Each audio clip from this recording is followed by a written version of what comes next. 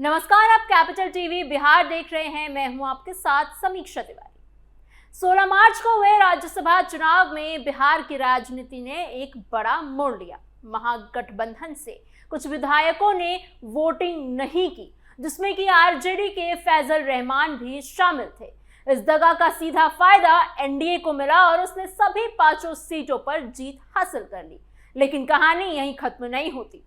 हैरानी की बात यह है कि जिन विधायकों ने अपनी ही पार्टी के खिलाफ हो गए, अब उन्हीं को सम्मान दिया जा रहा है। जी हां, बिहार विधानसभा के स्पीकर ने फैजल रहमान और मनोहर प्रसाद सिंह को अहम समितियों का सभापति बना दिया है। दूसरी तरफ कांग्रेस ने सिर्फ फॉर्मेलिटी निभाते हुए अपने विधायकों को शो कॉज नोटिस थमा दिया, लेकिन आगे की कार्यवाही दिल्ली पर छोड़ दी गई। वहीं आरजेडी की ओर से अब तक कोई ठोस कदम नहीं उठाया गया है। अब सवाल यह उठता है कि आखिर विपक्ष अपने ही बागी नेताओं को विधायकों पर सख्त कार्यवाही क्यों नहीं कर पा रहा? क्या राजनीतिक मजबूरी इनके फैसलों को कमजोर बना रही है? क्या पार्टी अनुशासन से ज्यादा तेजस्वी यादव को नेता प्रतिपक्ष के बंगले का मोह सता रहा है? ये सब आपको बताएंगे हम आज स्पेशल स्टोरी में। महागठबंधन में अंदरूनी दरार, 15 दिन बाद भी सन्नाटा क्यों? सवालों के घेरे में विपक्ष।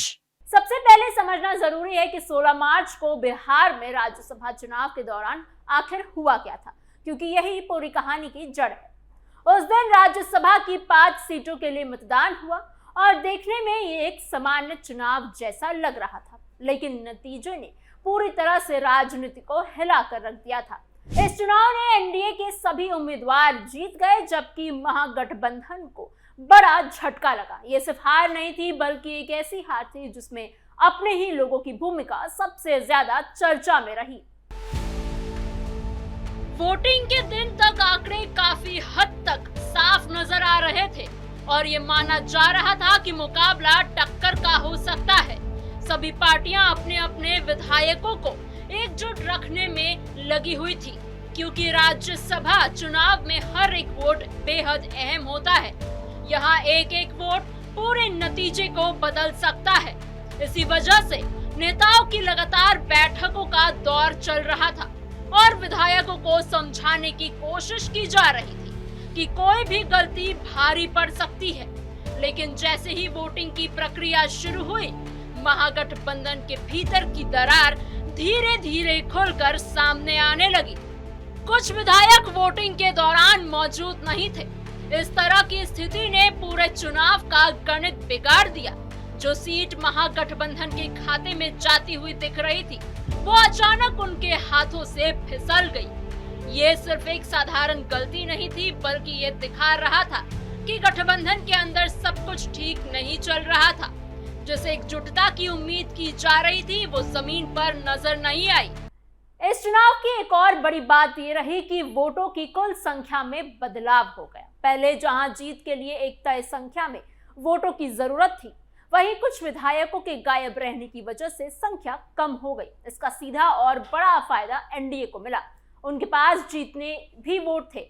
वो पूरी तरह से संगठित और एकजुट रहे। किसी भी तरह की टूट या बगावत उनके खेमे में देखने को नहीं मिली।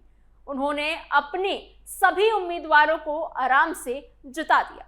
इसके उलट महागठबंधन की स्थिति काफी कमजोर होती चली गई।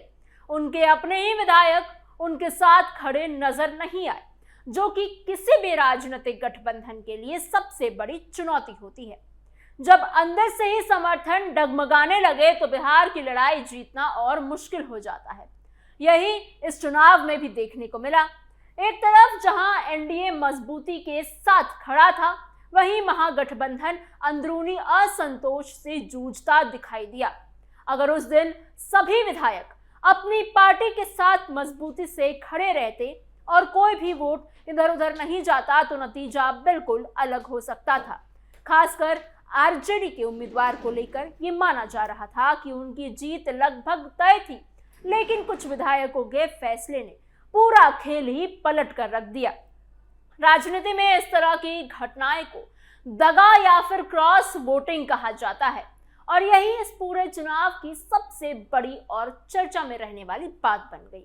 अब इसके बाद सबसे बड़ा सवाल यही खड़ा हुआ कि जब इतना बड़ा घटनाक्रम सामने आया तो उसके बाद क्या कदम उठाए गए।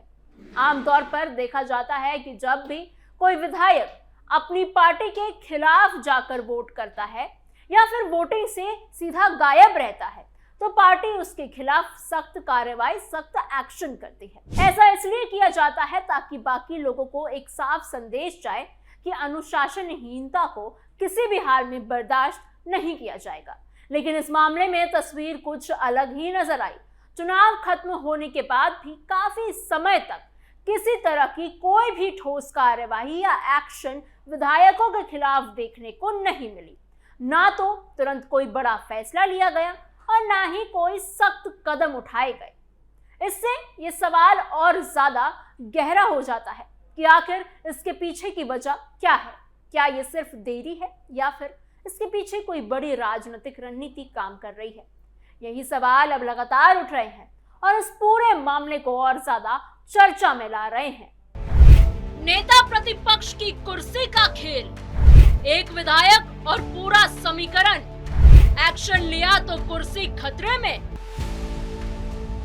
सबसे ज्यादा चर्चा आरजेडी को लेकर हुई क्योंकि उसके एक विधायक का नाम इस पूरे मामले में सामने आया।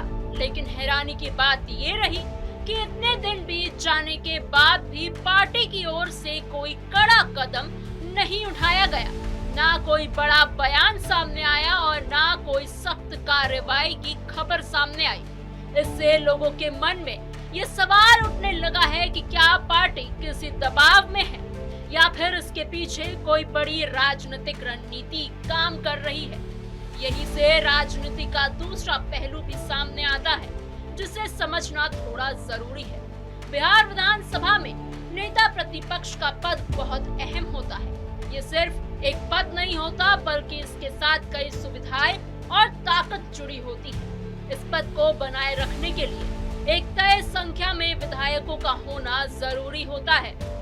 अगर ये संख्या कम हो जाती है तो ये पद खतरे में पड़ सकता है। अब यहाँ पूरा खेल इसी संख्या का है। अगर पार्टी अपने बागी विधायकों के खिलाफ कार्रवाई करती है और उसकी सदस्यता चली जाती है तो विधायकों की कुल संख्या और कम हो जाएगी। इसका असर सीधे नेता प्रतिपक्ष के पद पर पड़ सकता है, यानी तेजस्वी यादव की कुर्सी पर। यही वजह मानी जा रही है कि पार्टी कोई ऐसा कदम नहीं उठाना चाहती है जिससे उसकी राजनीतिक स्थिति कमजोर हो जाए।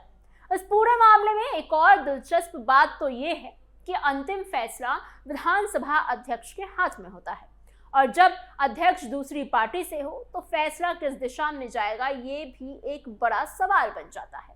ऐसे में किसी भी पार्टी के लिए जोखिम और ज्यादा बढ़ जाता है।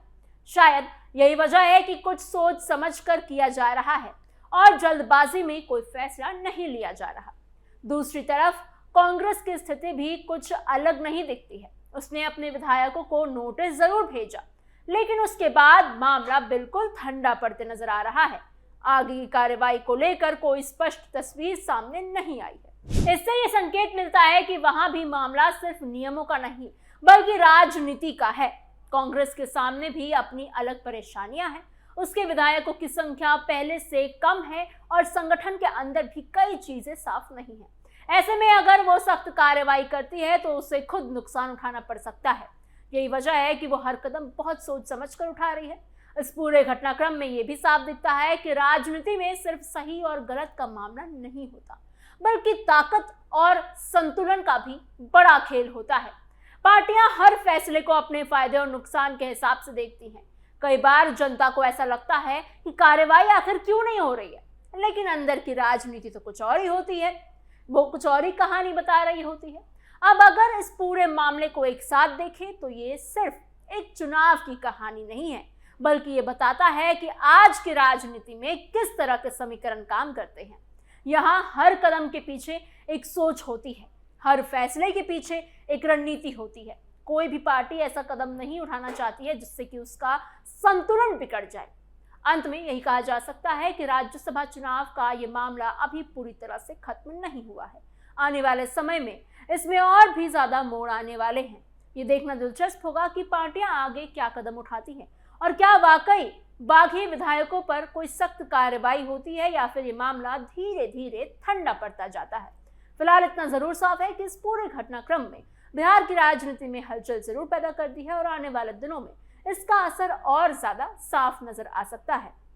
आपको क्या लगता है कि क्या कांग्रेस अपने विधायकों के खिलाफ कोई कार्यवाही या एक्शन लेगा, और क्या राजद अपने एक विधायक के खिलाफ एक्शन ले सकते हैं, और अगर लेते हैं तो तेजस्वी यादव की नेता प्रतिपक्ष की कुर्सी पर तो खतरा मंडरा ही रहा है। हो सकता है कि उनका ये पद भी उनसे छीन लिया जाए क्योंकि संख्या में कमी आ जाएगी। फिलहाल इस खबर में इतना ही। आपको हमारी खबर कैसी लगी हमें कमेंट बॉक्स में जरूर बताइएगा। ऐसी और खबरों के लिए बने रहिए कैपिटल टीवी बिहार के साथ।